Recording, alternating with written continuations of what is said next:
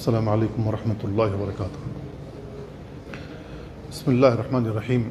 الحمد للہ رب العالمین والصلاة والسلام علی اشرف الانبیاء والمرسلین نبینا محمد وعلی آلہ وصحبہ اجمعین، اما بعد فاعوذ باللہ من الشیطان الرجیم وما ارسلناک الا رحمۃ للعالمین۔ برادران اسلام اور عزیز بھائیوں، پچھلے 3 ہفتوں سے جو بات بیان کی جا رہی ہے وہ نبی کریم صلی اللہ علیہ وسلم کے خصائص کے تعلق سے ہے۔ اللہ کے نبی صلی اللہ علیہ وسلم کو کون کون سی خصوصیات حاصل ہیں جو دیگر انبیاء کو نہیں حاصل ہیں۔ آج بھی اسی سلسلے کو آگے بڑھاتے ہوئے چند اور خصوصیات بیان کروں گا۔ ان میں سے پہلی خصوصیت یہ ہے کہ اللہ کے نبی صلی اللہ علیہ وسلم سارے جہان کے لیے رحمت بنا کر بھیجے گئے۔ اللہ رب العالمین نے یہ بات بیان فرمائی، وَمَا أَرْسَلْنَاكَ إِلَّا رَحْمَةً لِّلْعَالَمِينَ۔ اے نبی، ہم نے آپ کو سارے جہان کے لیے رحمت بنا کر بھیجا ہے۔ ابو ہریرہ رضی اللہ تعالیٰ عنہ کی روایت ہے،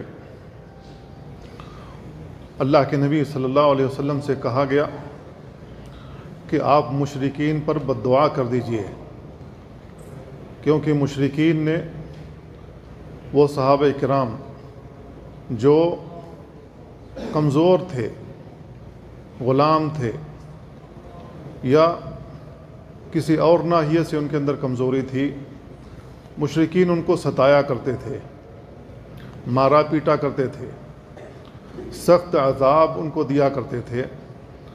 تو اللہ کے نبی صلی اللہ علیہ وسلم سے مطالبہ کیا بعض صحابہ نے کہ اللہ کے نبی، ان مشرکین پر بد دعا کر دیجئے تاکہ ہم لوگوں کو چھٹکارا ملے۔ تو اللہ کے نبی صلی اللہ علیہ وسلم نے بیان فرمایا، انی لم ابعث لعانا وانما بعثت رحمہ۔ لعان تان کرنے والا بنا کر نہیں بھیجا گیا ہوں، میں لوگوں کے لیے رحمت بنا کر بھیجا گیا ہوں۔ تو باوجود کہ صحابہ کرام نے اتنی مشکلات جھیلی ہیں، مکہ میں طرح طرح کی پریشانیاں برداشت کی ہیں،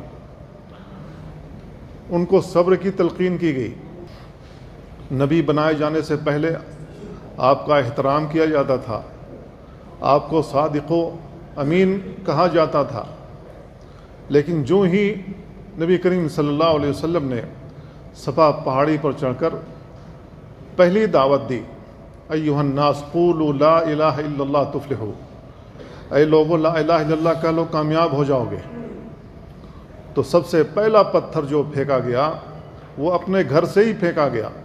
تبا لک یا محمد لہذا جمعتنا، اے محمد آپ کے ہاتھ خاک آلود ہو جائیں، آپ کا ہاتھ ٹوٹ جائے، کیا اس لیے ہمیں صبح صبح بلایا تھا؟ اللہ رب العالمین نے اس پر سورۃ تبت یدا پوری نازل کی، تبت یدا ابی لہب، ابو لہب کے ہاتھ خاک آلود ہوں، اس کا ہاتھ ٹوٹ جائے، تو اللہ رب العالمین نے پوری سورت نازل کی۔ آپ غور کریں، اللہ کے نبی صلی اللہ علیہ وسلم کو صادق بھی مانتے تھے، امین بھی مانتے تھے۔ صادق کا مطلب کسی بھی معاملے میں آپ سے جھوٹ انہوں نے نہیں سنا تھا۔ اللہ کے نبی صلی اللہ علیہ وسلم نے جو ہی دعوت دی، لا الہ الا اللہ پڑھ لو کامیاب ہو جاؤ گے، تو انہوں نے کہا کہ یہ جھوٹ بول رہا ہے۔ کیوں؟ اس لیے کہ لا الہ الا اللہ پڑھنے کا معنی یہ تھا کہ ان کی جتنی چودھراہٹ تھی ساری چودھراہٹ ختم۔ انہوں نے جو سیادہ کی پگڑی باندھ رکھی تھی وہ ان کی پگڑی اترنے والی تھی، کیونکہ وہ اللہ کے علاوہ اوروں کی عبادت کرتے تھے، اور نبی کریم صلی اللہ علیہ وسلم اوروں کی عبادت چھڑوا کر صرف اللہ کی عبادت پر لانا چاہتے تھے۔ یہ آپ کی دعوت کا محور تھا۔ تو انہوں نے کہا جھوٹ بولتا ہے۔ اجعل الآلہۃ الہا واحدا ان ھذا لشیء عجاب، کیا اتنے سارے معبود ہیں جن کی ہم عبادت کرتے ہیں، ان کو ملا کر کے ایک معبود بنا دیا؟ یہ تو بڑی عجیب بات ہے، یہ کتنی عجیب بات ہے کہ اتنے سارے معبودان مل کر کے کبھی کبھی ہماری مدد نہیں کر پاتے، ایک اکیلا معبود کیا کرے گا؟ کسی کو ہم نے اپنا رکھوالا سمجھ رکھا ہے، کسی کو روزی رساں سمجھ رکھا ہے، کسی کو صحت کا مالک سمجھ رکھا ہے، کسی کو اولاد کا مالک سمجھ رکھا ہے، کسی کو کسی اور چیز کا مالک سمجھ رکھا ہے۔ اگر ایک معبود کی عبادت کریں گے تو اکیلا معبود ہمارا کیا کرے گا؟ ان کو یہ بات نہیں سمجھ میں آتی تھی، اس وجہ سے ایمان نہیں لائے۔ لیکن جن لوگوں کے لیے اللہ رب العالمین نے ہدایت لکھی تھی وہ ایمان لائے، صحابی رسول بنے اور جنت کے مستحق بنے، اور جن کے لیے اللہ رب العالمین نے ہدایت نہیں لکھی تھی وہ کفر کی حالت میں مرے، شرک کی حالت میں مرے، چاہے وہ اپنے بستروں پر مرے یا نبی کریم صلی اللہ علیہ وسلم کے بالمقابل میدان جنگ میں جب اترے، یا تو آپ کے صحابہ کے ہاتھوں مارے گئے اور جہنم رسید ہوئے۔ تو نبی کریم صلی اللہ علیہ وسلم سارے جہان کے لیے رحمت بنا کر کے بھیجے گئے تھے۔ عبداللہ ابن عباس رضی اللہ عنہما اس آیت کی تفسیر میں بیان کرتے ہیں، وَمَا أَرْسَلْنَاكَ إِلَّا رَحْمَةً لِّلْعَالَمِينَ۔ عبداللہ ابن عباس رضی اللہ عنہ بیان کرتے ہیں کہ جو لوگ اللہ پر ایمان لائے، یوم آخرت پر ایمان لائے، اور جو کچھ رسول اللہ صلی اللہ علیہ وسلم نے بیان فرمائے اس پر وہ ایمان لائے، تو اللہ رب العالمین نے ان کے لیے دنیا میں بھی رحمت لکھی اور آخرت میں بھی۔ اللہ رب العالمین نے اپنی رحمت ان پر دنیا میں بھی نچھاور کیا اور آخرت میں بھی۔ وَمَن لَّمْ يُؤْمِن بِاللَّهِ وَرَسُولِهِ عُوفِيَ مِمَّا أَصَابَ الْأُمَمَ مِنَ الْخَسْفِ وَالْقَذْفِ۔ بیان کرتے ہیں کہ جو لوگ اللہ اور اس کے رسول پر ایمان نہیں لائے تو جو سابقہ امتیں تھیں وہ اپنے رسولوں پر ایمان نہیں لاتی تھیں، تو اللہ رب العالمین یا تو ان کو زمین میں دھسا دیتا تھا، یا ان کے اوپر پتھر برساتا تھا، یا تیز و تند ہوا چلا کر ان کو تباہ کر دیتا تھا، یا پانی بھیج کر ان کو اس میں غرق کر دیتا تھا۔ مختلف ناحیے سے اللہ رب العالمین ان کو عذاب دیتا تھا، لیکن اللہ کے نبی صلی اللہ علیہ وسلم کی رحمت کا تقاضا یہ تھا کہ ان کو عذاب جلدی نہ دیا جائے، عذاب میں ڈھیل دے دیا جائے۔ کتنے ایسے لوگ تھے جو نبی کریم صلی اللہ علیہ وسلم کے جانی دشمن تھے، وہ سن 8 ہجری میں فتح مکہ کے موقع پر مسلمان ہوئے، بعض صحابہ اس کے بعد مسلمان ہوئے، تو اللہ رب العالمین نے ان کو ڈھیل دی، 13 سال مکے میں ڈھیل دی، اللہ نے ان کو عذاب سے دوچار نہیں کیا۔ نبی صلی اللہ علیہ وسلم مدینہ آ گئے اور 8 سال تک یہاں بھی اللہ رب العالمین ڈھیل دیتا رہا، لیکن جو لوگ جری بن کر میدان جنگ میں نبی کریم صلی اللہ علیہ وسلم کے خلاف صف آرا ہوئے، اللہ رب العالمین نے پھر ان کو سزا دی، نبی کریم صلی اللہ علیہ وسلم کے ہاتھوں سزا دی، صحابہ اکرام کے ہاتھوں سزا دی۔ لیکن اللہ کے نبی صلی اللہ علیہ وسلم رحمت للعالمین جو نہ بنا کر بھیجے گئے، تو آپ کی رحمت کا تقاضا یہ تھا کہ ان کے عذاب میں ڈھیل دے دیا جائے۔ قاضی عیاض رحمہ اللہ بیان کرتے ہیں، للمؤمن رحمہ بالہدایہ، مومنوں کے لیے رحمت تھے کہ ان کو ہدایت نصیب ہوئی، اللہ رب العالمین کا راستہ انہیں معلوم ہوا۔ قل هذه سبیلی ادعو الی اللہ علی بصیرۃ انا ومن اتبعنی۔ تو صحابہ کرام بھی اس راستے کی اتباع کرتے تھے، پیروی کرتے تھے جو اللہ رب العالمین کا راستہ تھا، جیسا رسول اللہ صلی اللہ علیہ وسلم بتاتے تھے اس راستے پر وہ چلتے تھے۔ تو اللہ رب العالمین نے مومنوں کے لیے رحمت بنا کر کے بھیجا کہ ان کو ہدایت نصیب ہوئی، اور منافقین کے لیے بھی اللہ کے نبی صلی اللہ علیہ وسلم رحمت ثابت ہوئے کہ ان کو فوری طور پر قتل نہیں کیا گیا، جبکہ اللہ کے نبی صلی اللہ علیہ وسلم کو بتا دیا گیا تھا کہ مدینہ میں فلاں فلاں شخص مومن نہیں بلکہ منافق ہیں۔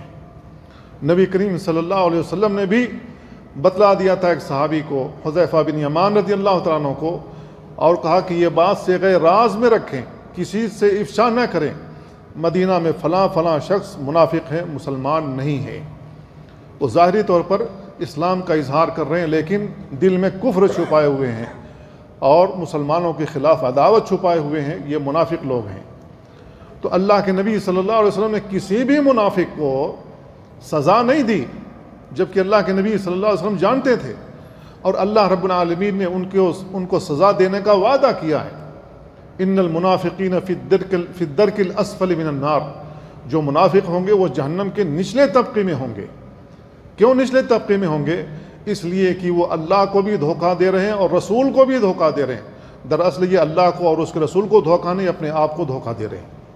یخادعون اللہ والذین آمنوا وما یخدعون الا انفسهم وما یشعرون۔ انہیں اس بات کا شعور بھی نہیں کہ ہم اپنے آپ کو دھوکے میں ڈالے ہوئے ہیں، اور اللہ رب العالمین انہیں عذاب میں مبتلا کرے گا مرنے کے بعد، جب وہ قیامت کے دن اٹھائے جائیں گے۔ تو اللہ کے نبی صلی اللہ علیہ وسلم نے ان منافقین کو جانتے ہوئے بھی کہ یہ منافق ہیں اور یہ ہمیں دھوکہ دے سکتے ہیں، اور دھوکہ دیا بھی ان لوگوں نے، یہ جانتے ہوئے بھی کہ یہ ہماری پیٹھ میں چھرا گھونپیں گے، یہ ہمیں تکلیف پہنچائیں گے، یہ ہماری مصیبت کا سبب بنیں گے، ہمارے صحابہ کرام کے قتل اور ان کی شہادت کا سبب بنیں گے۔ اس کے باوجود رسول اللہ صلی اللہ علیہ وسلم نے ان کو سزا نہیں سنائی قتل کی۔ کیوں سزا نہیں سنائی؟ اس لیے کہ اگر اللہ کے نبی صلی اللہ علیہ وسلم ان منافقین کو سزا دے دیتے تو لوگ کہنا شروع کر دیتے اللہ کے نبی صلی اللہ علیہ وسلم اپنے ہی لوگوں کو قتل کر رہے ہیں، اپنے ہی مسلمانوں کو قتل کر رہے ہیں۔ بظاہر تو وہ اپنے آپ کو مسلمان کہتے تھے، مومن کہتے تھے، لیکن دل میں کفر چھپائے ہوئے تھے اور مسلمانوں کے خلاف عداوت چھپائے ہوئے تھے۔ تو اللہ کے نبی صلی اللہ علیہ وسلم رحمت ان منافقین کے لیے بھی تھے کہ اللہ کے نبی صلی اللہ علیہ وسلم نے ان کو قتل کی سزا نہیں سنائی۔ کافرین کے لیے بھی باعث رحمت تھے، کیونکہ اللہ رب العالمین نے ان کو جلدی عذاب میں مبتلا نہیں کیا۔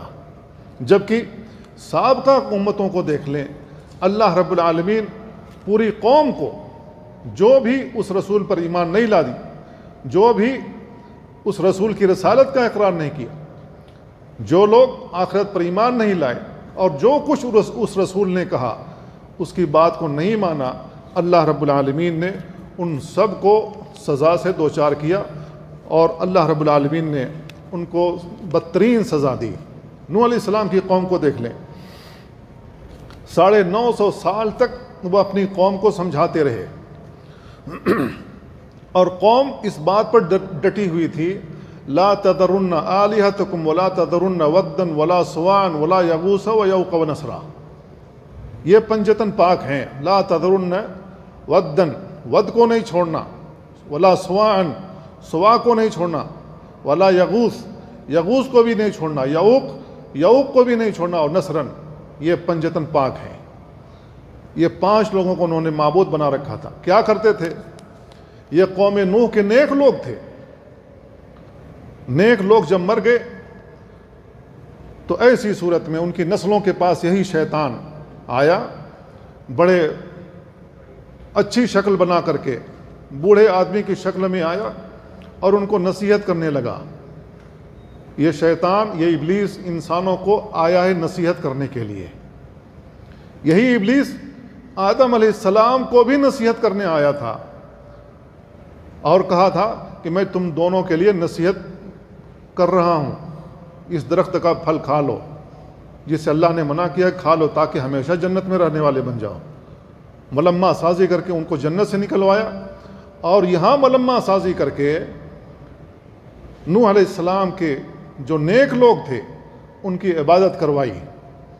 کہا کہ یہ تمہارے نیک لوگ تھے، یہ فلاں فلاں تھے، یہ نیک لوگ تھے، اللہ کی ایسی ایسی عبادت کرتے تھے، میں دیکھ رہا ہوں کہ تمہارے اندر وہ جذبہ نہیں ہے، اس طریقے سے تم اللہ کی عبادت نہیں کرتے ہو۔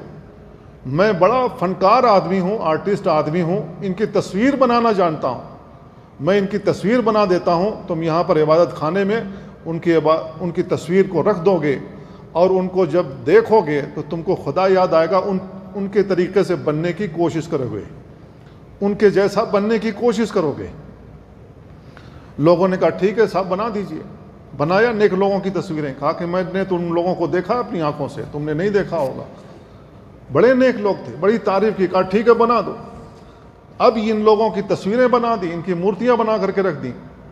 ان کو دیکھ کر کے لوگ اللہ کو یاد کرتے تھے کہ یہ بڑے نیک لوگ تھے، یہ ہمارے بڑے پرکھے لوگ تھے۔ جب یہ لوگ بھی مر گئے، ان کا انتقال ہو گیا، دوبارہ ان کی نسلوں کے پاس آیا اسی شکل میں کہ میں تم کو نصیحت کرنے والا ہوں، میں جانتا ہوں ان لوگوں کو، میں دیکھتا ہوں کہ تمہارے جو باپ دادا فلاں فلاں تھے تم ان جیسے بھی نہیں ہو، یہ جو نیک لوگ یہاں پر 5 لوگ ہیں ان کے جیسے تو بالکل ہی نہیں ہو، انتہائی گئے گزرے ہوئے ہو۔ صاحب کیا کرنا چاہیے؟ کم سے کم ان سے برکت لو، چھو کر کے ان سے برکت لو، ان کے سامنے سر جھکاؤ۔ جس طریقے سے شاہی جب ہمارے لوگ تھے، ہمارے جو حکمران تھے پہلے، بادشاہ حضرات تھے، ان کے درباروں میں جانے کے لیے لوگ جھک کر کے جایا کرتے تھے، جھک کر کے سلام کیا کرتے تھے۔ آج بھی ہمارے حیدرآبادی جو لوگ ہوتے ہیں ان کو سلام کرنے کا یہی طریقہ ہے۔ آج بھی مسلمان کسی سے سلام کرتے ہیں تو ایسے کرتے ہیں، اگرچہ تھوڑا سا کم ہو گیا لیکن بہرحال یہ ابھی باقی ہے۔ لیکن درباروں میں تو مکمل رکوع کی حالت میں صاحب سلام ٹھوکتے ہوئے جاتے تھے۔ تو شیطان ابلیس نے کہا کہ بھائی تم لوگ تو کسی کام کے نہیں ہو، کم سے کم ان کے سامنے جھکو تو صحیح۔ ان کو جھکا دیا، ان کے سامنے سجدہ کروا دیا، یہیں سے بت پرستی شروع ہو گئی۔ 950 سال تک نوح علیہ السلام اپنی قوم کو سمجھاتے رہے، یہ نیک لوگ تھے، یہ جس اللہ کی عبادت کرتے تھے تم اسی اللہ کی عبادت کیوں نہیں کرتے ہو؟ ان کی کیوں عبادت کرتے ہو؟ ان کے سامنے کیوں چڑھاوے چڑھاتے ہو؟ ان کو کپڑے کیوں پہناتے ہو؟ ان کے اوپر چادریں کیوں چڑھاتے ہو؟ کھانے پینے کی چیزیں ان کے سامنے لا کر کیوں چھوڑ جاتے ہو؟ ان سے اولادیں کیوں مانگتے ہو؟ اپنی صحت کا سوال ان سے کیوں کرتے ہو؟ نوح علیہ السلام 950 سال تک سمجھاتے رہے، قوم نہیں مان لائی۔ قوم کہتے ہیں لا تذرن آلہتکم ولا تذرن ودن ولا سواعا ولا یغوث ویعوق ونسرا، ان کو نہیں چھوڑنا، ان کا دامن پکڑ کے رکھنا ہے۔ جیسے آج ہمارے لوگ ہیں غوث کا دامن نہیں چھوڑیں گے، وہی بخشوائیں گے۔ نبی اور رسول کہاں گئے، فلاں فلاں کہاں گئے، کوئی نہیں، بس غوث کا دامن پکڑے رہنا ہے، جو مرضی ہو کہتے رہو، غوث کا دامن نہیں چھوڑنا۔ ویسے ان لوگوں نے کہا تھا ان کا دامن نہیں چھوڑنا ہے۔ 950 سال تک سمجھائے جانے کے باوجود بھی وہ لوگ ایمان نہیں لائے۔ نوح علیہ السلام نے بد دعا کر دی، اللہ رب العالمین نے ان کی بد دعا قبول فرما لی۔ اللہ رب العالمین نے کہا فَكَذَّبُوهُ، ان قوموں نے، ان لوگوں نے نوح علیہ السلام کو جھٹلایا۔ فَأَنْجَيْنَا، ہم نے تو نوح علیہ السلام کو نجات دے دی، وَالَّذِينَ مَعَهُ فِي الْفُلْكِ، اور جو آپ کے اوپر ایمان لانے والے لوگ تھے، جو آپ کے ساتھ کشتی میں سوار تھے، ان لوگوں کو تو ہم نے نجات دے دی۔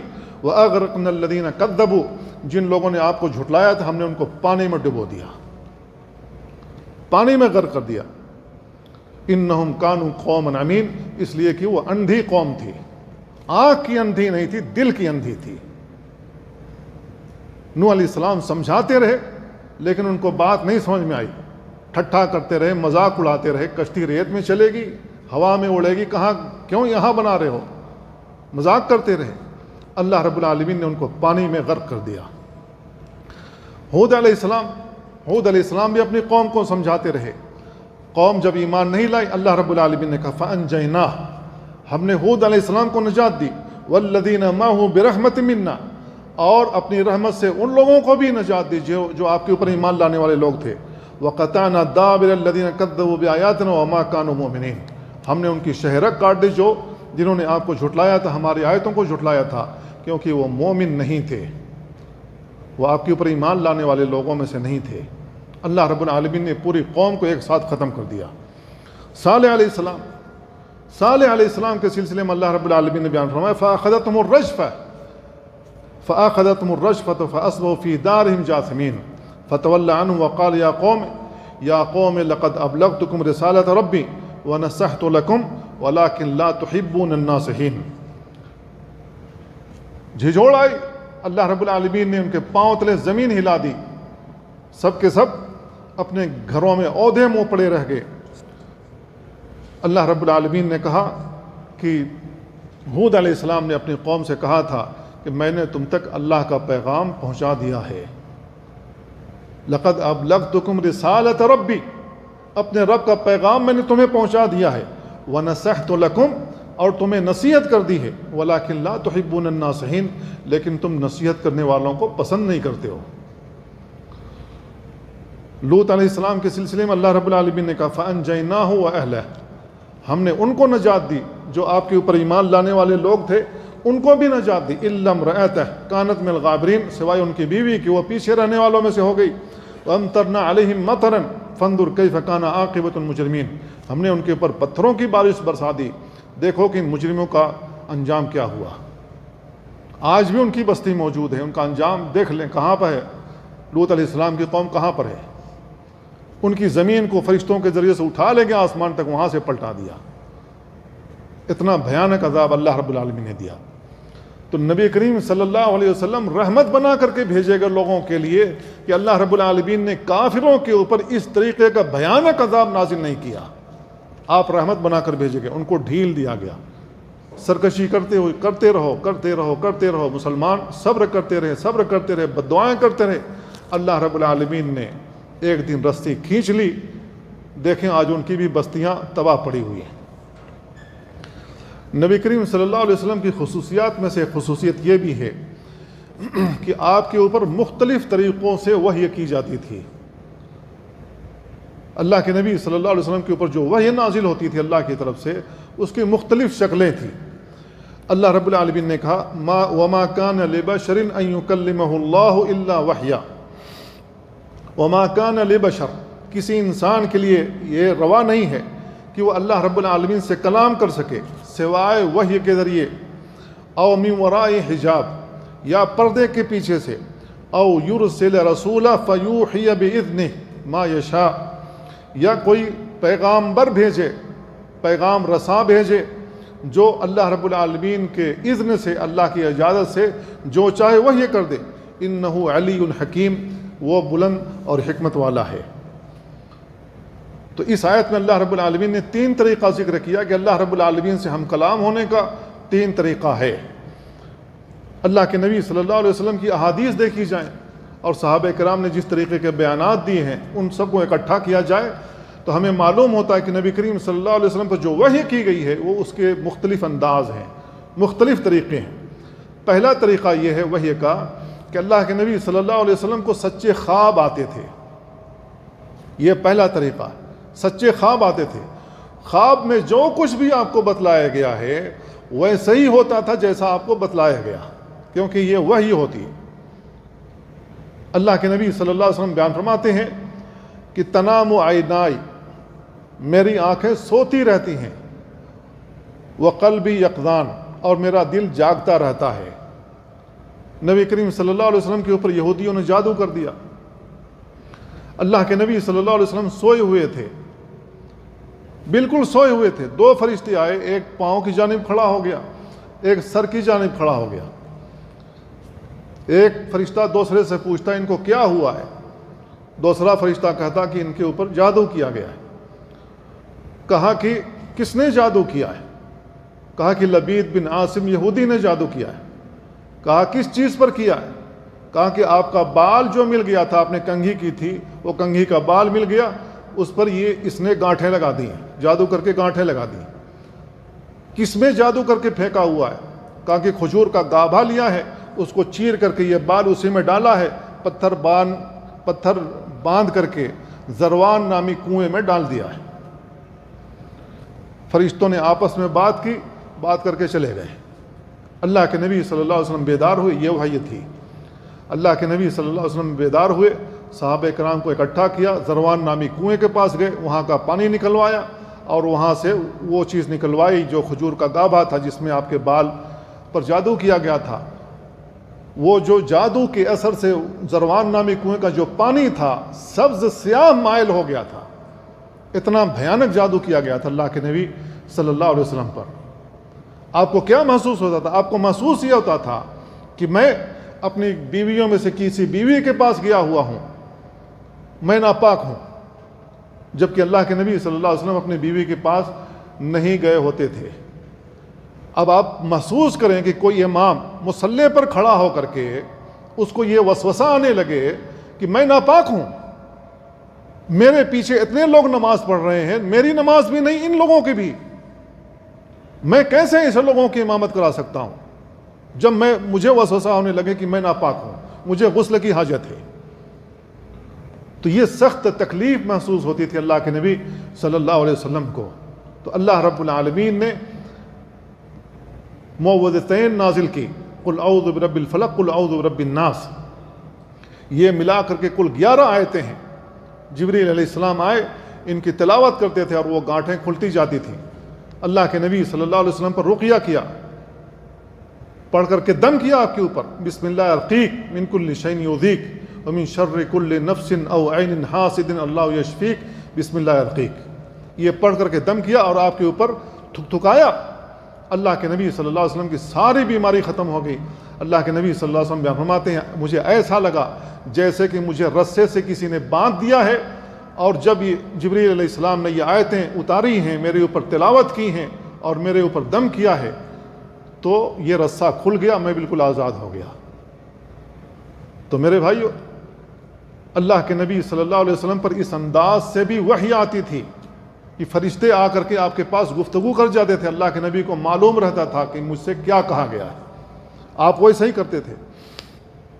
ام المؤمنین عائشہ رضی اللہ تعالیٰ عنہ بیان کرتی ہیں کان اول ما بدأ به رسول اللہ صلی اللہ علیہ وسلم الرؤیا الصالحہ، رسول اللہ صلی اللہ علیہ وسلم پر جو پہلے وحی نازل ہوتی تھی وہ نیک خواب ہوا کرتے تھے، فی النوم، نیند کی حالت میں، فکان لا یرى رؤیا الا جاءت مثل فلق الصبح، اللہ کے نبی صلی اللہ علیہ وسلم پر جب بھی کوئی خواب آتا تھا تو وہ ویسا ہی واقع ہوتا تھا جیسے سفید صبح ہم اپنی آنکھوں سے دیکھتے ہیں، ایسے اللہ کے نبی صلی اللہ علیہ وسلم اس پر یقین رکھتے تھے اور آپ کے ساتھ ایسا ہوتا تھا۔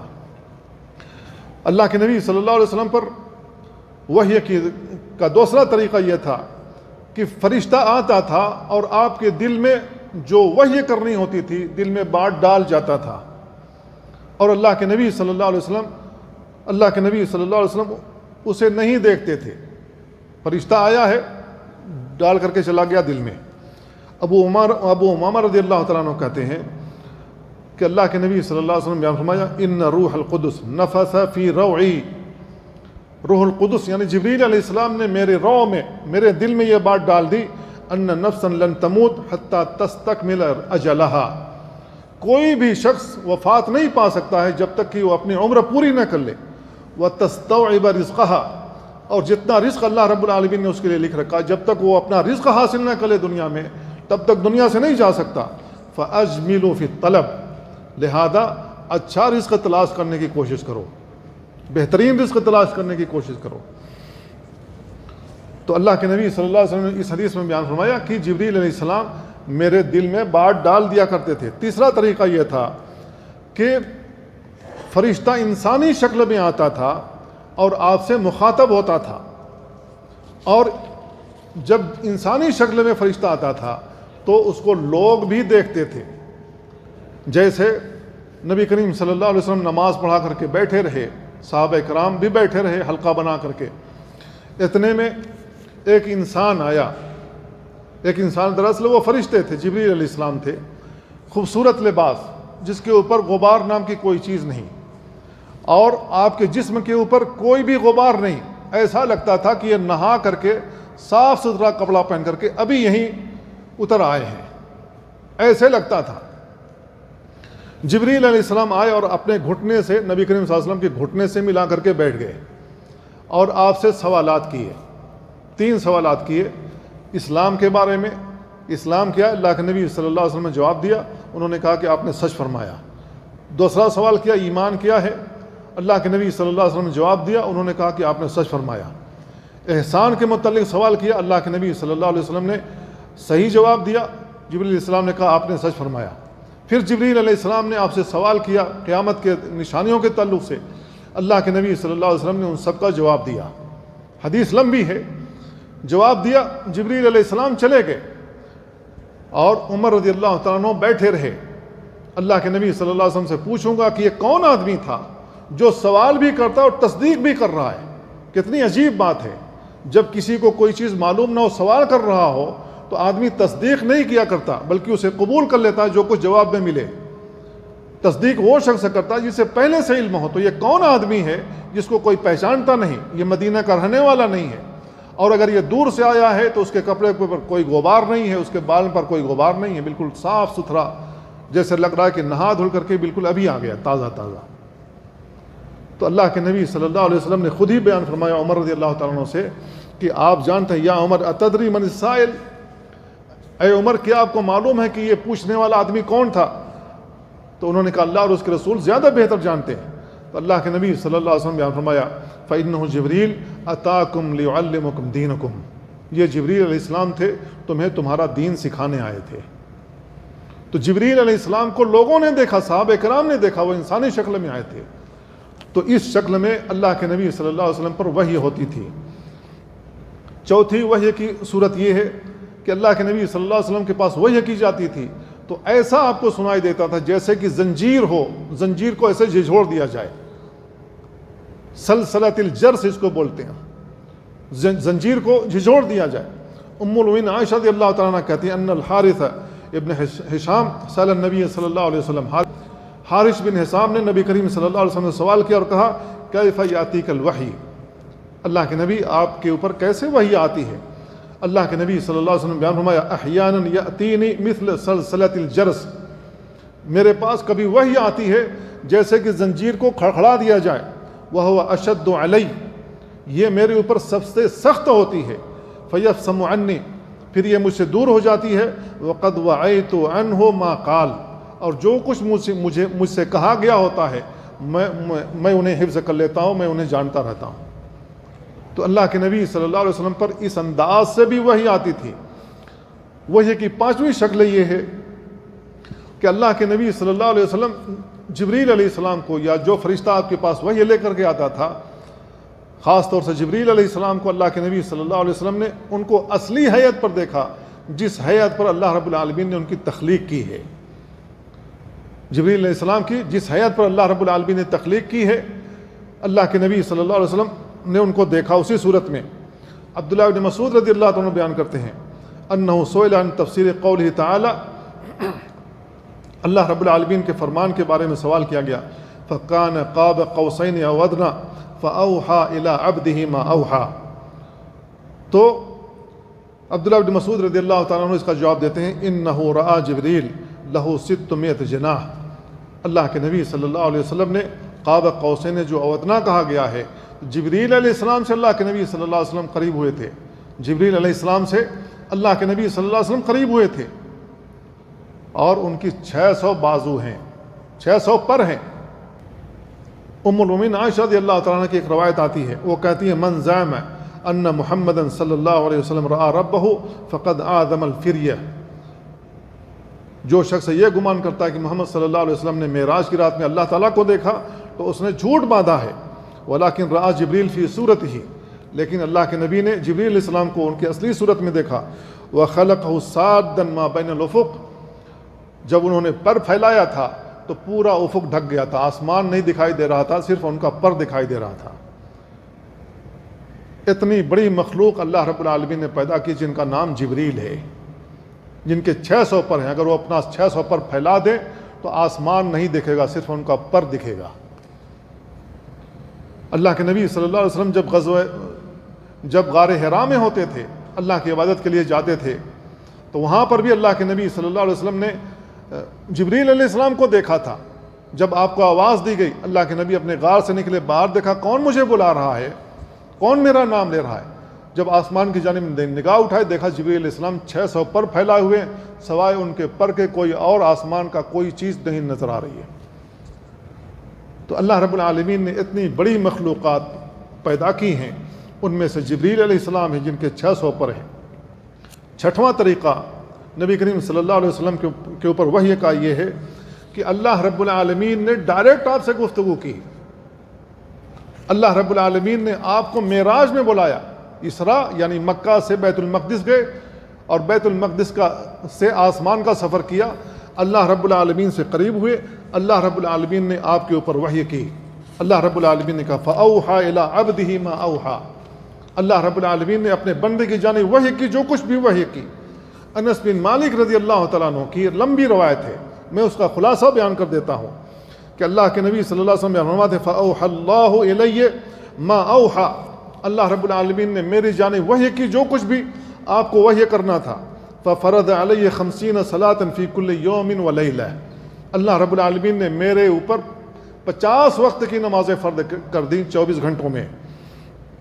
اللہ کے نبی صلی اللہ علیہ وسلم نیچے آئے، موسیٰ علیہ السلام سے ملاقات ہوئی تو موسیٰ علیہ السلام نے پوچھا کہ اللہ رب العالمین نے آپ پر کیا فرض کیا؟ تو اللہ کے نبی صلی اللہ علیہ وسلم نے کہا کہ 50 وقت کی نمازیں فرض کی گئی ہیں، تو موسیٰ علیہ السلام نے آپ کو مشورہ دیا رب کے پاس جائیے، تخفیف کا سوال کیجئے، اللہ رب العالمین کم کر دے اس میں سے، کیونکہ میں نے اپنے لوگوں کو اوپر آزمایا ہے کہ وہ لوگ اتنے وقت کی نماز نہیں پڑھ سکتے تھے، آپ کی امت 50 وقت کی نماز کیسے پڑھ سکے گی؟ تو اللہ کے نبی صلی اللہ علیہ وسلم موسیٰ علیہ السلام کے کہنے پر دوبارہ اللہ کے پاس گئے اور کہا کہ اللہ رب العالمین کم کر دیجئے، میری امت اتنی طاقت نہیں رکھ سکتی ہے۔ یہاں تک کہ اللہ کے نبی صلی اللہ علیہ وسلم کئی بار گئے تو آخری بار 5 وقت کی نمازیں رہ گئیں۔ دوبارہ موسیٰ علیہ السلام نے کہا اللہ کے نبی آپ جائیے اللہ رب العالمین سے اور کم کروائیے، کیونکہ آپ کی امت اتنی طاقت نہیں رکھ سکتی نماز پڑھنے کی۔ اللہ کے نبی صلی اللہ علیہ وسلم بیان فرماتے ہیں قد رجعت الى ربی حتی استحییت منہ، میں اپنے رب کے پاس تخفیف کرانے کے لیے اتنی بار جا چکا ہوں، اب جاتے ہوئے مجھے رب کے پاس حیا آتی ہے، رب کے پاس اب جاتے ہوئے حیا آتی ہے۔ اب اتنا کہہ کر کے جب لوٹے ہیں تو اللہ رب العالمین نے آپ کو آواز دی، وہ آواز یہ تھی کہ 5 وقت کی نمازیں آپ کی امت پر فرض رہیں گی، لیکن ثواب 50 کا رہے گا۔ لا یبدل القول لدی، اب یہ قول بدلا نہیں جائے گا، یعنی قیامت تک جو آپ کی امت رہے گی وہ قیامت تک 5 وقت کی نماز پڑھتی رہے گی۔ میں نے 50 وقت کی نمازیں فرض کی تھیں، اب کم کراتے کراتے 5 وقت کی رہ گئی ہیں، امت 5 وقت کی نماز پڑھے گی لیکن ثواب 50 والا رہے گا۔ یہ اللہ کی رحمت ہے۔ تو میرے بھائیو، یہ جو وحی ہوئی ہے نبی کریم صلی اللہ علیہ وسلم کے اوپر، ڈائریکٹ اللہ رب العالمین آپ سے گفتگو کرتا رہا، اللہ رب کے نبی صلی اللہ علیہ وسلم اللہ تعالیٰ سے مخاطب ہوتے رہے، اللہ تعالیٰ کم کر دیجئے۔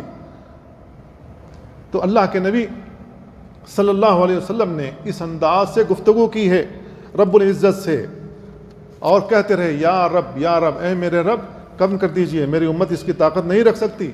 امام ابن تیمیہ رحمہ اللہ بیان کرتے ہیں فَإِنَّ اللَّهَ كَلَّمَ مُوسَىٰ وَأَمَرَهُ بِلَا وَاسِطَةٍ، اللہ رب العالمین نے موسیٰ علیہ السلام سے بھی گفتگو کی ہے بغیر کسی واسطہ کے۔ وَكَذَلِكَ كَلَّمَ مُحَمَّدًا صلی اللہ علیہ وسلم، اسی طریقے سے اللہ رب العالمین نے محمد صلی اللہ علیہ وسلم سے بھی کلام کیا ہے۔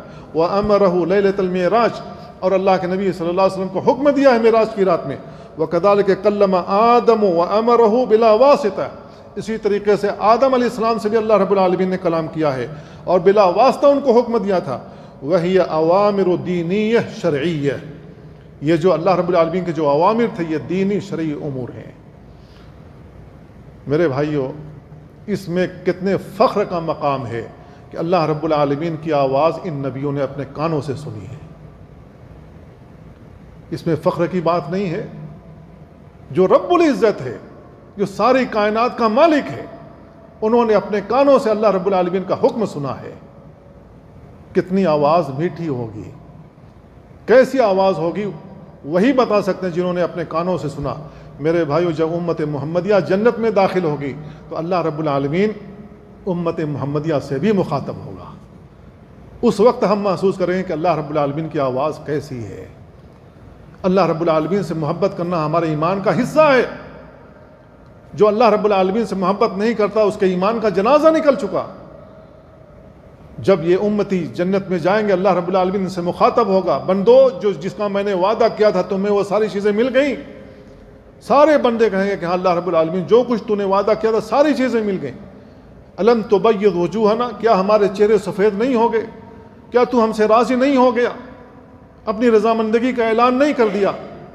اب اللہ رب العالمین اپنا دیدار کرائے گا۔ اللہ کے نبی صلی اللہ علیہ وسلم فرماتے ہیں انکم ترون ربکم عیانا کما ترون القمر لیلۃ البدر لا تضامون فی رؤیتہ شیئا، تم لوگ اپنے رب کو ایسے دیکھو گے جیسے 14ویں کے چاند کو دیکھتے ہو، اس کی رؤیت میں تمہیں کوئی تکلیف نہیں ہوتی۔ میرے بھائیو، یہ اللہ رب العالمین کی طرف جو دیکھنا ہے یہ سب سے بڑی نعمت ہے، اس سے بڑی نعمت کوئی نہیں ہے۔ جنت میں داخل ہونا، جنت کی نعمتیں، اس کی کوئی حیثیت نہیں ہے۔ ہم نے اپنے رب سے محبت کی ہے، محبوب اپنے محبوب کی جانب دیکھ رہا ہے، اس سے بڑی نعمت اور کیا ہو سکتی ہے؟ تو اللہ رب العالمین قیامت والے دن اپنا دیدار کرائے گا۔ تو میرے بھائیو، 7واں طریقہ یہ ہے، اللہ کے نبی صلی اللہ علیہ وسلم کے اوپر جو وحی کی جاتی تھی، 7واں طریقہ یہ ہے کہ بلا واسطہ اللہ رب العالمین کلام کرتا تھا نبیوں سے، جیسا کہ موسیٰ علیہ السلام سے اللہ رب العالمین نے کلام کیا، اللہ کے نبی صلی اللہ علیہ وسلم سے کلام کیا اللہ رب العالمین نے۔ اللہ کے نبی صلی اللہ علیہ وسلم کی لمبی حدیث آتی ہے انس بن مالک رضی اللہ تعالیٰ عنہ سے، اس میں سے چند ٹکڑا میں بیان کرتا ہوں۔ اللہ کے نبی صلی اللہ علیہ وسلم بیان فرماتے ہیں ثم ذهب بي الى سدرۃ المنتہى، مجھے سدرۃ المنتہا کے پاس لے جایا گیا، وَإِذَا وَرَقُهَا كَآذَانِ الْفِيَلَةِ، تو سدرۃ المنتہا کے جو پتے تھے، ایک ایک پتا جس طریقے سے ہاتھی کے کان ہوتے ہیں، ہاتھی کے کان کی طرح اتنے بڑے بڑے تھے، وَإِذَا ثَمَرُهَا كَالْقِلَالِ، اور اس میں جو پھل لٹک رہے تھے گویا کہ وہ بڑے بڑے مٹکے تھے، فَلَمَّا غَشِيَهَا مِنْ أَمْرِ اللَّهِ مَا غَشِيَهَا تَغَيَّرَتْ، اللہ رب العالمین کا جب اس کے اوپر حکم آتا تھا تو اس کی روشنیاں، اس کی لائٹیں تبدیل ہو جاتی تھیں۔ ما احد من خلق اللہ یستطیع ان ينعتها من حسنها، اللہ کی مخلوق میں سے کوئی ایسی مخلوق نہیں ہے کہ اس کے حسن کو کوئی شخص بیان کر سکے۔ فاوحى اللہ علی ما اوحى، اللہ رب العالمین نے میرے اوپر وحی کی جو کچھ بھی اللہ کو میری طرف وحی کرنا تھا۔ تو میرے بھائیو، اتنے طریقے ہیں جو رسول اللہ صلی اللہ علیہ وسلم کے اوپر وحی کی جاتی تھی، اس انداز سے وحی کی جاتی تھی، اتنی انداز سے جو آپ کے اوپر وحی کی گئی ہے، اتنے انداز سے دیگر انبیاء پر وحی نہیں کی جاتی تھی۔ یہ اللہ کے نبی صلی اللہ علیہ وسلم کی خصوصیت ہے۔ انشاءاللہ آئندہ ہفتوں میں بھی یہ اللہ کے نبی صلی اللہ علیہ وسلم کی کیا خصوصیات ہیں بیان کرنے کی کوشش کروں گا۔ اللہ تعالیٰ سے دعا اللہ ہمیں ان باتوں کو سمجھنے اور ان پر عمل کرنے کی توفیق عطا فرمائے۔ وصلی اللہ وسلم علی نبینا محمد وعلی آلہ وصحبہ اجمعین۔ والسلام علیکم ورحمۃ اللہ۔